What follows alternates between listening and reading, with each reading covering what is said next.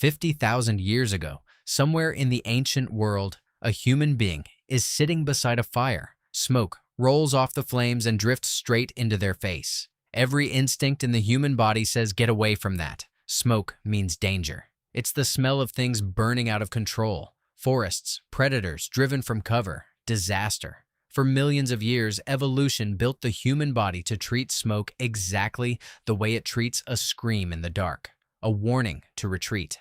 Eyes water, throats close, lungs recoil. And yet, at some point, one of your ancestors did the opposite of everything evolution had prepared them to do. They leaned in. That single decision may have shaped the course of human history as much as the discovery of agriculture. And almost nobody knows it happened. So, when did that first happen? Archaeologists have spent decades trying to answer exactly that. And in 2021, they got closer than anyone expected. A hearth in the Utah desert, 4 charred seeds, and a date that pushed the origin of deliberate smoking back over 12,000 years. But that date isn't even the strangest part of this story. Because once you understand when humans started smoking, you'll understand something far stranger. Why? They never stopped. The real mystery.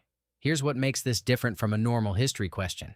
Humans are the only species on Earth that has ever deliberately, repeatedly, and ritually inhaled burning plants on purpose. Elephants get drunk on fermented fruit by accident. Reindeer eat hallucinogenic mushrooms and then drink each other's urine for a second hit. But no other animal builds an entire ritual around it, refines it across thousands of generations, and hands it down as sacred knowledge. So the date is just the beginning of the answer. The real question underneath it is, what is it about the human brain that made this behavior not just possible, but inevitable? To find the first answer, the when, we have to go back even further than that Utah hearth. Back to before there was anything to smoke at all. Fire changes everything. Roughly 1 million years ago, in a cave in South Africa now called Wonderwork Cave, archaeologists found burnt plant ash and charred bone, not scattered by wildfire but concentrated and contained. This is the oldest confirmed evidence of controlled fire use by our ancestors, and the species responsible wasn't even Homo sapiens yet. It was Homo erectus. Once fire was under control, it never left. For hundreds of thousands of years, every ancestor who huddled around a flame for warmth also breathed its smoke. Every single night. It wasn't a choice. It was simply the cost of the deal. But wood smoke isn't just carbon and ash. Burning certain plants releases alkaloids and terpenes, compounds that don't just irritate the lungs, they interact directly with the human nervous system.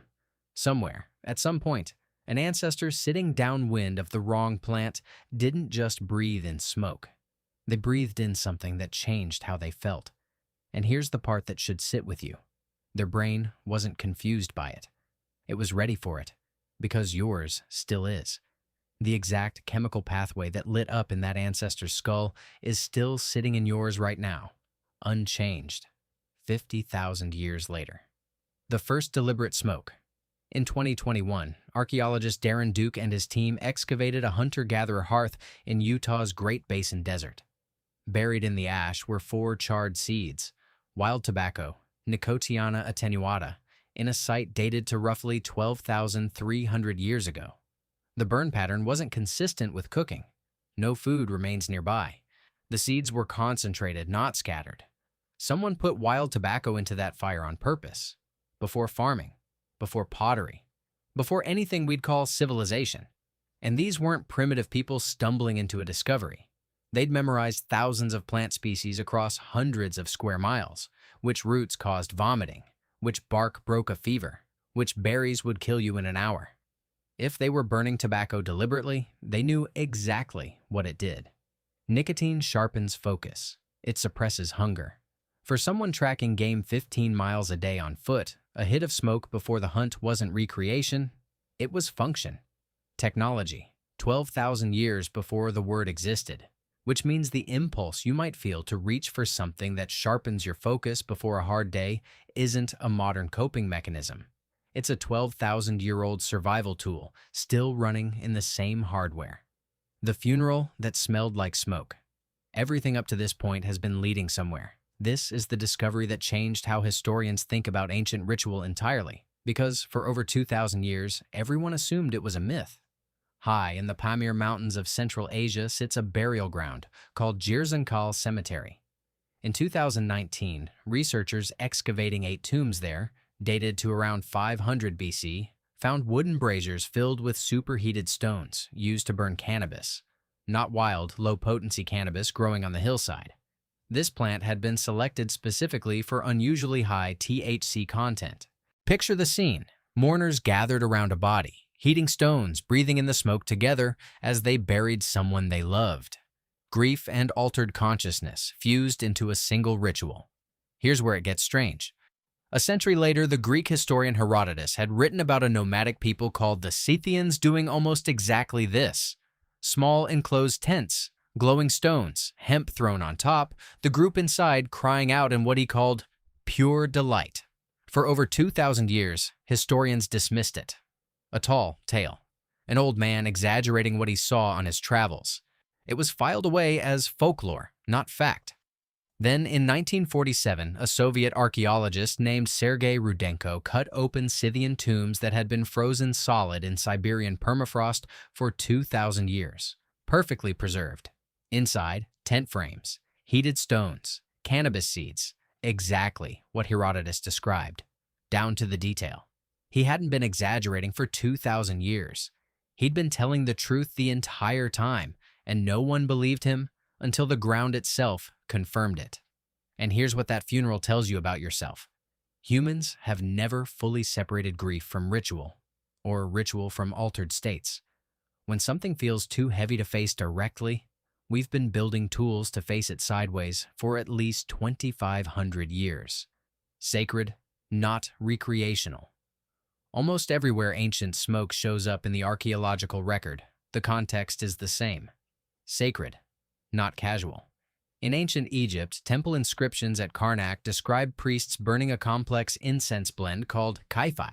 Over a dozen ingredients, several mildly psychoactive, recorded on temple walls around 1500 BC. The smoke was believed to carry prayers upward and, conveniently, likely ensured the priests performing the ritual arrived in exactly the right frame of mind to perform it. In ancient India, the Atharva Veda names cannabis as one of 5 sacred plants on earth.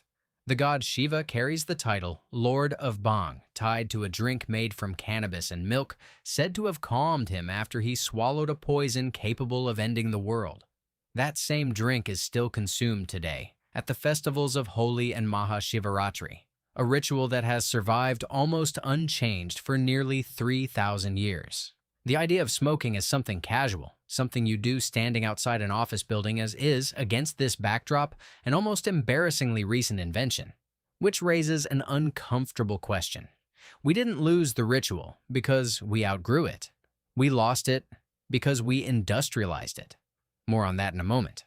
When smoke was medicine around 1550 BC, Egyptian physicians compiled one of the oldest medical documents in existence, the Ebers Papyrus, describing treatments for lung and throat conditions delivered by inhaling smoke from heated herbs.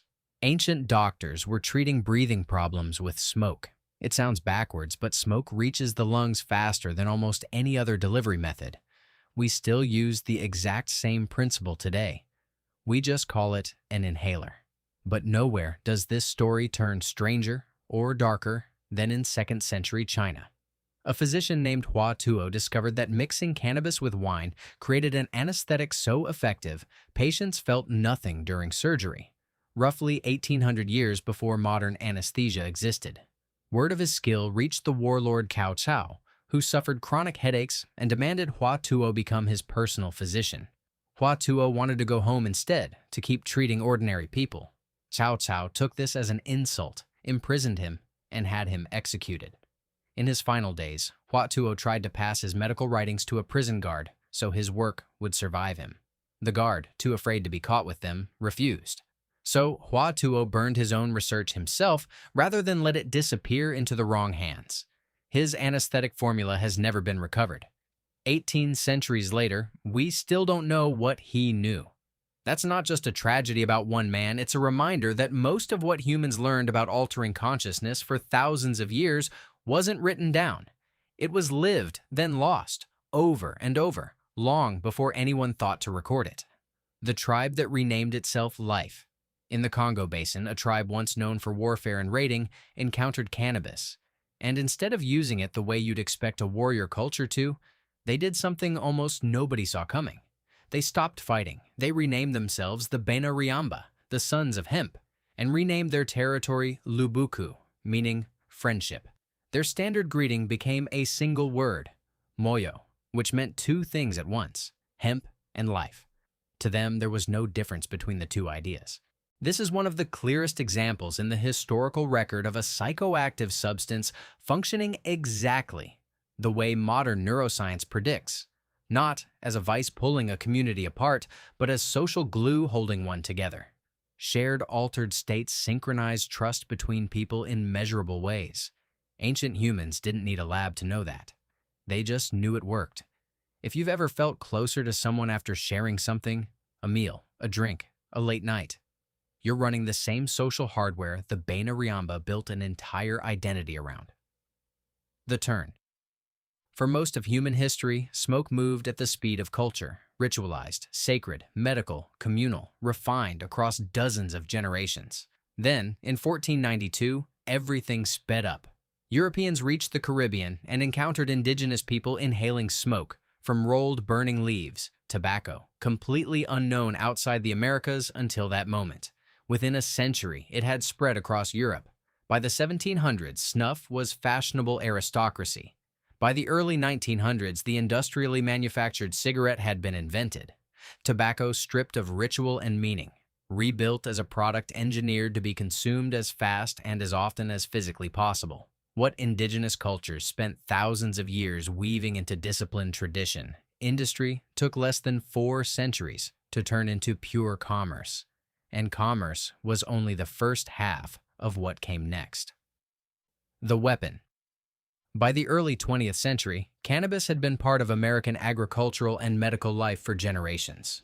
Then, in 1930, Harry Anslinger, head of the newly formed Federal Bureau of Narcotics for the next 32 years, built a campaign specifically linking cannabis to Black Americans, Mexican immigrants, and jazz musicians, and swapped the word cannabis for the foreign-sounding marijuana because it played better as a threat.